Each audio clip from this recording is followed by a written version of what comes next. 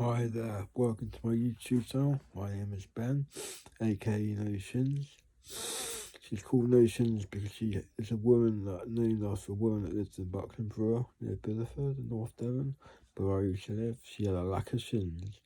Her knees would be her ankles, so she didn't have any shins. The lower part of her legs didn't exist. She was about 4 foot or 3'8". She couldn't even. She was about high as a door handle, bit just over a door handle. Tiny in it, but she doesn't have any shins. Bit nasty to call her that, but it's funny. And it was when I was a kid. Anyway, this video is about mixing DMT with LSD like I once did, a bit stupidly, but I did do it. And I was like living my life in reverse when I smoked some DMT. About, I don't know how much, but it filled up a 2-skin joint. Smoked that. Or an hour skin, I can't remember now. It was quite a big joint, fat joint. Smoked this, and I had the walls shimmering in and out, and the walls were breathing to me. But I thought that my voice, the voice in my head came out of the wall. They were breathing to the rhythm of the music I was listening to as well.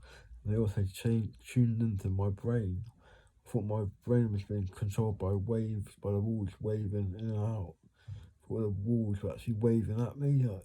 My friends were in the walls, but they weren't, obviously. It was just stupidness, silliness, thoughts. Anyway, I then thought this wasn't good enough, so I did 2 blotters of acid, 2 LSD, not sure how much UZ they were, but they were quite strong.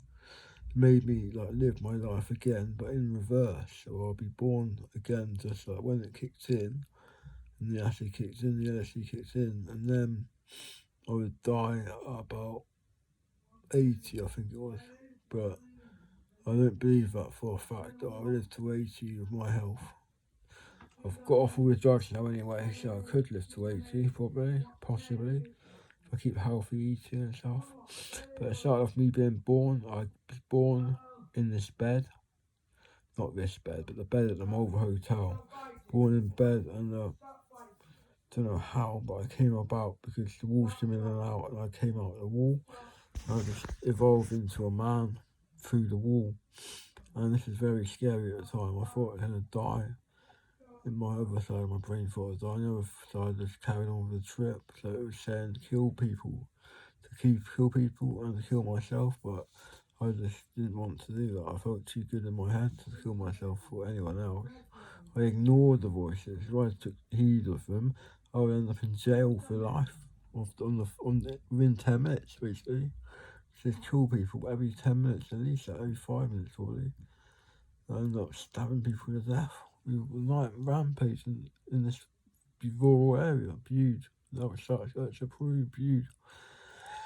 But I was been born from the shimmering of the walls, and I ended up going from the wall into my bed, and laying on my bed over on top of the covers with all my clothes on, and just how I was laying anyway. But it was very strange because I went to nursery, that's playgroup, before I went to primary school, and I hung out with some guy called Lance, who I'm still mates with today. I've been friends with him since the weed smoking days at the very start of my weed smoking days when I was about 15 or 16.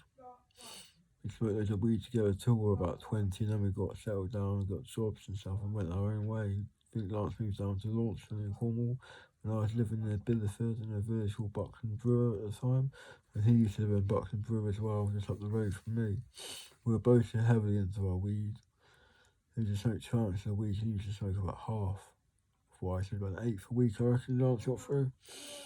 And he was working in a hotel as a kitchen porter. A good job, I think it was.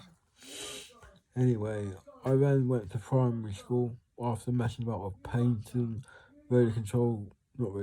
paper aeroplanes in nursery, and painting bits of paper with people and just rubbish, basically. And then I went to the primary school. Dean was the best mate. Dean Stacey was the best mate at primary school.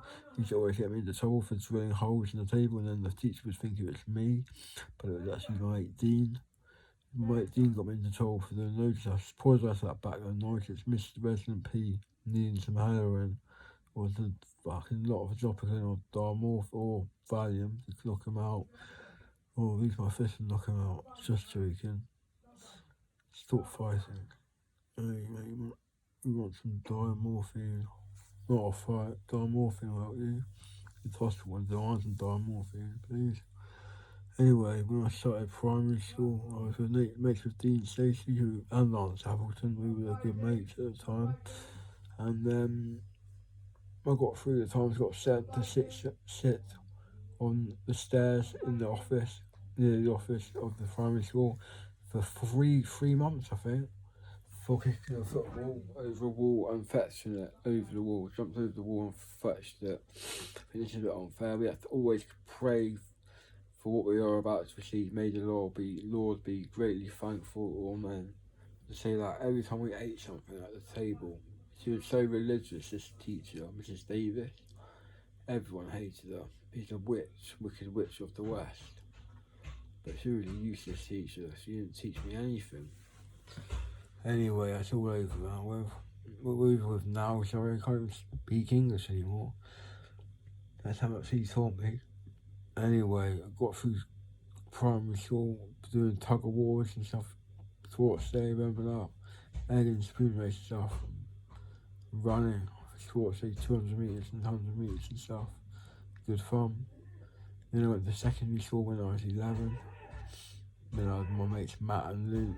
They were good mates of mine. I still wish I spoke to Matt and Luke now. Luke's on my Facebook, so I can get into contact with him, but Matt isn't. He lives in Australia now, I think. Moved over there a while back, quite 10 years ago, 15 years ago. Sorry for that background noise. It's P having a temper tantrum. Went to like secondary school, it was alright, and then I started smoking weed. When I left secondary school, when just on the day I left secondary school, I was smoking dope with my mate Wes, Big Wes in Bideford. Probably know him. He's be quite well known around the area for things that I like to do, used to like to do, not now, I've grown out of it now. Shit's tough to your brain, mate. He's sorted his life out now, I'm sorting mine out now as well.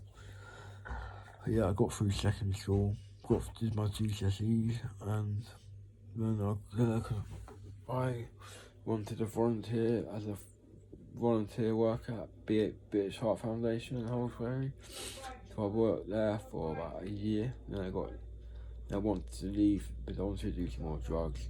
So I did leave, and I smoked some more weed and did speed, and then got into Manly, MDMA. I was at 18 or 19, doing that quite a lot, bashing that with speed, fat, and base actually, pasty stuff, not pink champagne, they didn't have that back then. It's just white powder, not cocaine, but the speed was a white powder, and I used to sniff it.